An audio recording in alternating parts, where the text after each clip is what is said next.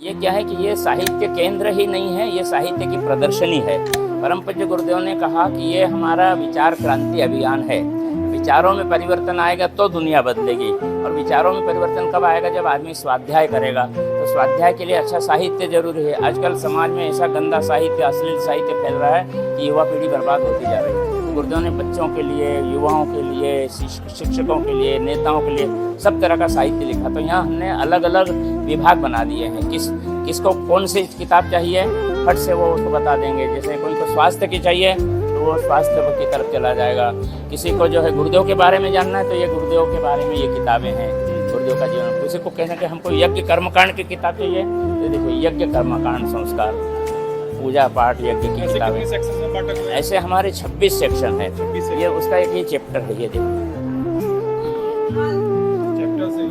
ये इसको चाहे तो आप ये ले, ये इसमें पूरे विभाग हैं और उनके कोड नंबर है। ये जैसे बाल कहानी का कोई को लेना है तो ये 7 नंबर पे चला जाएगा। इस तरह से इसका ले लिया।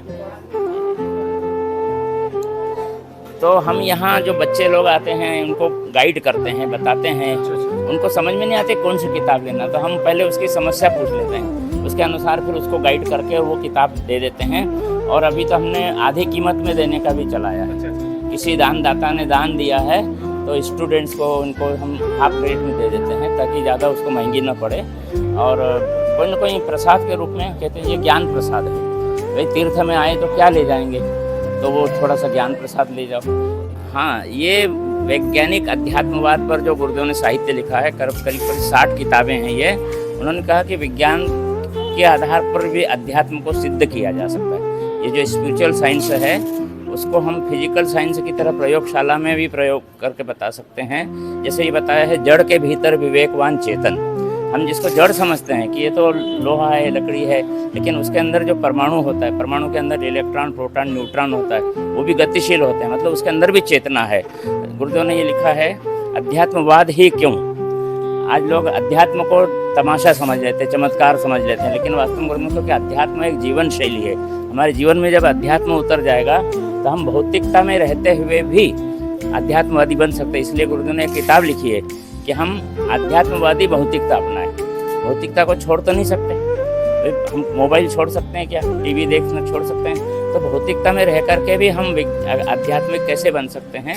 ये 5 प्राण 5 देव, ये चमत्कारी सामर्थ्य, हमारे शरीर के अंदर जो मानवीय विद्युत है और षटचक्र हैं, केंद्र हैं, ये इनके बारे में बड़ा अच्छी जानकारी दी गई है। ये सब सारा ये इसको प्रबुद्ध वर्ग के लोग बहुत पसंद कर रहे हैं। ये हमारा आर्ष वांग्मय जो प्राचीन ग्रंथ है, जो हमारे वेद, पुराण, उपनिषद, दर्शन, ये 4 वेद हैं। चारों वेद, जरा इधर हो जाइए। चारों वेदों के जो है 8 खंड हैं। ये 108 उपनिषद हैं। ये दर्शन है, 6 दर्शन है ना, न्याय दर्शन, वैशेषिक दर्शन, वेदांत दर्शन, और ये योग वशिष्ठ है जो सबसे नीचे आप देख रहे हैं, योग वशिष्ठ। ये वशिष्ठ मुनि ने भगवान राम लक्ष्मण को जो युवावस्था में जो प्रेरणा दी थी, यहाँ वशिष्ठ गुफा है हरि ऋषिकेश के पास में, वहाँ पर इनका आश्रम है। तो ये चारों खंड बड़े उपयोगी हैं। ये हमारा वांग्मय, गुरुदेव ने जो भी साहित्य लिखा उसको 70 खंडों में बांट दिया है। हर विषय पर कलम चलाई है। जैसे गृहस्थ एक तपोवन, हमारी भावी पीढ़ी और उसका नव निर्माण।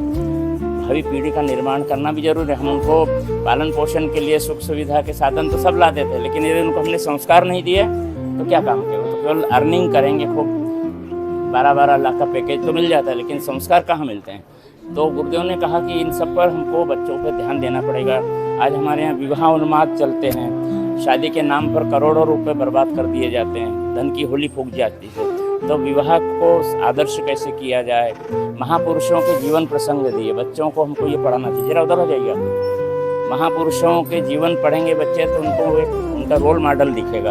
आज तो रोल मॉडल क्या हो गया, अमिताभ बच्चन हो गया उनका रोल मॉडल, क्रिकेटर्स हो गए हैं। स्वास्थ्य पर ये 2 वांग्मय बहुत अच्छे हैं। जीवेम शरदः शतम, 100 साल हम कैसे जिए, और चिर यौवन शाश्वत सौंदर्य, हमारा स्वास्थ्य अच्छा कैसे बना रहे, इसके लिए गुरुदेव ने शिक्षा और विद्या पर बहुत अच्छा लिखा है।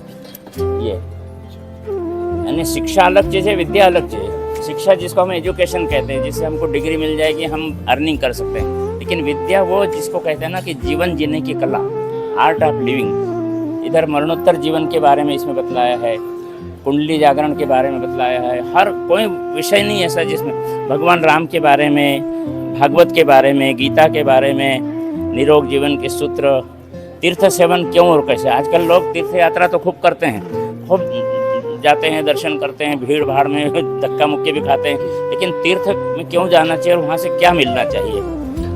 ये गुरुदेव ने जो यज्ञ पर एक बहुत अच्छा साइंटिफिक लिखा है, यज्ञ का ज्ञान विज्ञान और यज्ञ एक समग्र उपचार प्रक्रिया। प्राण की शक्ति नहीं लोग समझ पाते, इसमें लिखा है प्राण एक विभूति है, मतलब शरीर में प्राण ही तो करते हैं सब, प्राण निकल गए तो शरीर तो जड़ हो जाएगा। तो इस प्रकार ये 70 खंड हैं। आइए अब स्वास्थ्य के बारे में आपको बताते हैं। ये जो है आज प्राय लोग जो है बीमार हैं, अस्पतालों में जाते हैं और दवाइयाँ लेते रहते हैं, लेकिन स्वास्थ्य कैसे अच्छा बन सकता है, दीर्घ जीवन कैसे हम जी सकते हैं।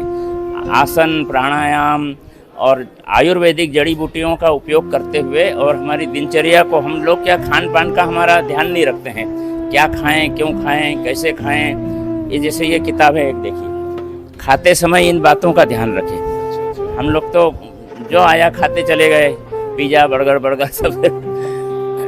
अब ये हमारा अंग्रेजी पब्लिकेशन है। आजकल क्या है कि CBSE स्कूलों में बच्चे इंग्लिश की किताबें ज़्यादा पसंद करते हैं, बच्चों के हिसाब से ये छोटी छोटी किताबें बना दी हैं। अदर लैंग्वेज में भी, हाँ, अदर लैंग्वेज में भी है, इंग्लिश में है, ये देखिए रशियन में है, फिर आपके ये पुर्तगाली में है, फ्रेंच में है, स्पेनिश में है। विदेश के लोग भी बहुत आते हैं। और बहुत, जैसे गुरुदेव की ये सबसे पहली किताब है भाटे माई, मतलब मैं क्या हूँ, अपने आप को जानने के बारे में इसमें दिया है। अब ये देखिए गीता पर भी लिखा है, युग गीता। ये कर्म फल पर बहुत अच्छी किताब है। ये व्हाट इज डेस्टिनी, मतलब एब्सोल्यूट लॉ ऑफ कर्मा। अब यहाँ पर जो है अभी ये कुछ किताबें ऐसी है जिनके द्वारा क्रांति आती है। इसका नाम दे दिया क्रांति धर्मी साहित्य। क्रांति धर्मी साहित्य, आज आवश्यकता है क्रांति की, युवाओं को प्रेरित, जैसे युवा क्रांति पथ, ये किताब है। युवाओं को क्रांति, आजकल युवा लोग क्या है, हड़ताल आंदोलन तोड़ फोड़ में जल्दी लग जाते हैं, लेकिन यदि उनको कहें कि आपके अंदर शक्ति है, आप समाज को बदल सकते हैं, आप परिस्थितियों को बदल सकते हैं, उसके संबंध में गुरुदेव ने बहुत अच्छा मार्गदर्शन दिया। यहाँ पर शिविर भी चलते हैं, युवा चेतना जागरण मार्गदर्शिका, युवा चेतना को कैसे जगाया जाए। ये गुरुदेव का युवा अवस्था का फोटो है। अब यहाँ गायत्री, जो गुरुदेव ने गायत्री की उपासनाएं की और गायत्री की शक्तियों और सिद्धियों को समझा है, तो गायत्री के जो महाविज्ञान है 3 भागों में है। ये गायत्री महाविज्ञान भाग 1, भाग 2, भाग 3। और गायत्री शक्ति से सब कुछ संभव है। उसमें बताया है आयु प्राणम प्रजाम पशुम कीर्तिम द्रविड़म ब्रह्म वर्चसम, ये सब कुछ गायत्री से मिलता है। पहले ऋषि मुनि, विश्वामित्र जी, वशिष्ठ जी, गौतम ऋषि, सब सारे गायत्री की उपासना करते थे। तो गायत्री के अंदर, गायत्री से ही कुंडली जागरण होता है। गायत्री के जो 24 अक्षर हैं वो एक एक शक्ति का स्रोत है। गायत्री का हर अक्षर शक्ति स्रोत है। इस पूरा गायत्री का साहित्य है। इतना सारा गायत्री पर आज तक किसी ने नहीं लिखा, क्योंकि लोगों ने गायत्री उपासना ही नहीं की। गुरुदेव ने खुद किए और आज पूरी दुनिया में 25 करोड़ लोग गायत्री की उपासना करते हैं। ये संगीत के माध्यम से, आज क्या है कि आज पॉप म्यूजिक और ऐसा फूहड़ म्यूजिक चला है। गुरुदेव ने कहा कि हम संगीत के द्वारा व्यक्ति की भाव संवेदनाओं को जगा सकते हैं। तो संगीत की ट्रेनिंग भी होती है। ये ट्रेनिंग की किताब है, संगीत सौरभ। फिर ये गीत संजीवनी, सरगम की साधना, ये गीत संगीत, सारा गीत पर खूब अच्छा लिखा है गुरुदेव ने। गीत भी बड़ी प्रेरणा देते हैं। यहाँ पर हमारी भारतीय संस्कृति के बारे में किताबें हैं, हम समझें कि हमारी संस्कृति क्या है। जैसे ये लिखा है भारतीय संस्कृति एक जीवन दर्शन। भारतीय संस्कृति कोई एक ऐसा कोई मतलब वो चीज़ नहीं है, इसमें क्या है कि ये लाइफ फिलॉसफी है। हमारे भारतीय ऋषि मुनि लोग कैसा जीवन जीते थे, तीर्थ यात्रा का महत्व है, फिर मंदिरों का क्यों महत्व है। अब अन्य भाषा में ये जैसे हमारा पूरा गुजराती का साहित्य है, गुजराती में बहुत किताबें हैं, सारी ये गुजराती की किताबें हैं, ये सारी गुजराती किताबें। आप थोड़ा इधर आ जाइए।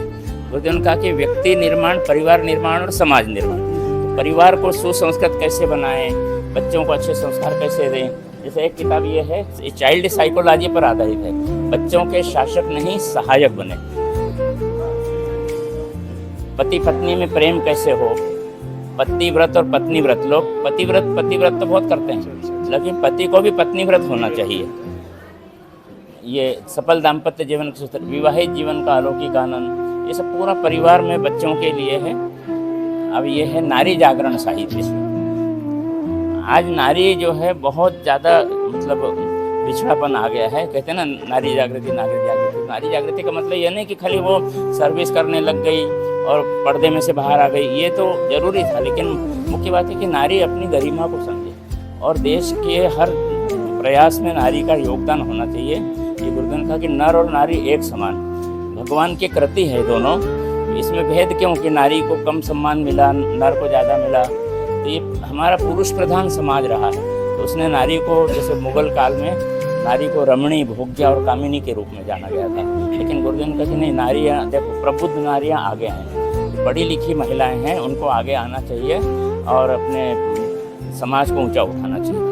ये बहुत अच्छा है। महापुरुषों के प्रेरक जीवन वृत्तांत। बच्चे हमारे महापुरुषों को जानते नहीं हैं। सरदार पटेल कौन थे, वीर सावरकर कौन थे, विवेकानंद कौन थे, संत तुकाराम, रानी अहिल्याबाई, डॉक्टर राजेंद्र प्रसाद, और देश के ही नहीं विदेशों के भी जो है, जैसे अब्राहम लिंकन,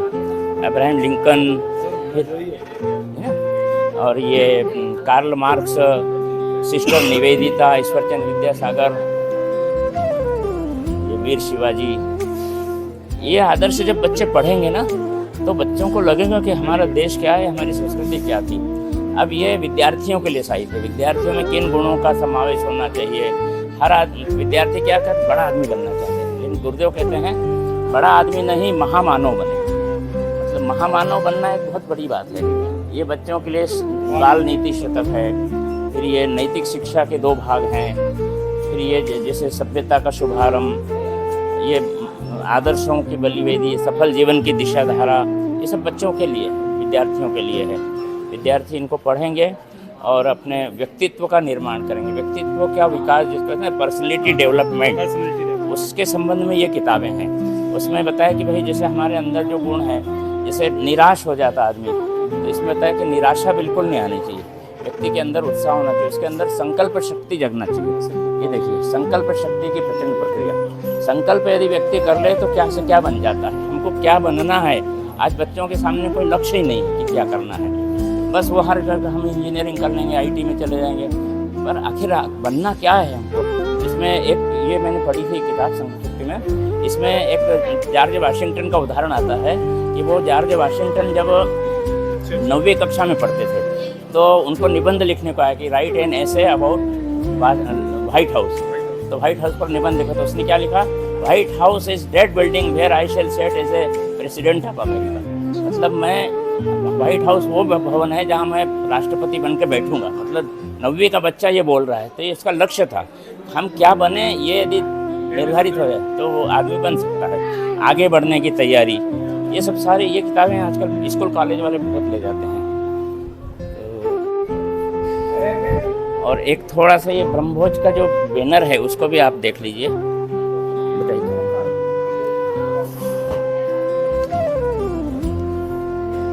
हाँ, ये कन्नड़ में, मराठी में, उड़िया, ये उड़िया भाषा में है। उड़ीसा में भी सारे वेद, पुराण, उपनिषद सब हैं। ये उड़ीसा में ये है, ऋग्वेद का ग्रंथ है। उड़ीसा में भी है महापुरुष, जैसे ये है ना अपने वीर, एक कौन सा है उनका, उड़ीसा में हुए हैं। ये कुछ जरूरी की किताबें बच्चों के लिए, स्टूडेंट्स के लिए, या यहाँ जो शिविर में 1-1 महीने के लिए आते हैं बेचारे, 1 महीने के शिविर में जो लेते हैं उनको फिर आधी कीमत में दी जाती है किताबें। तो इस तरह से ये बहुत बड़ा अभियान है, विचार क्रांति का अभियान। गुरुदेव के साहित्य को घर घर पहुँचाना, ये सबसे बड़ी आज की आवश्यकता।